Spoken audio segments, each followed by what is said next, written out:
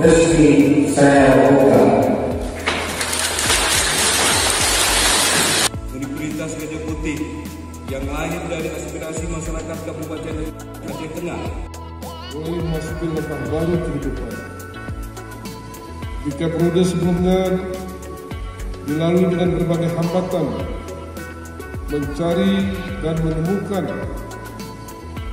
ilmu pengetahuan, mulai hari ini wisudawan sekalian memasuki pintu gerbang untuk menerapkan ilmu pengetahuan dan pengembangan kemampuan serta potensi diri agar berguna dan bermanfaat bagi keluarga dan masyarakat. Sudah merupakan mahasiswa-mahasiswi terbaik yang dengan ilmu dan bekal yang telah didapatkan selama mengenyam pendidikan di kampus yang muda ini akan berguna bagi saudara pada saat memasuki praktek dunia kerja. Kata Pak Nadiem waktu itu dia sebagai pimpinan perusahaan swasta yang mengatakan kami tidak mendukung KPK, yang kami dukung adalah soft skill.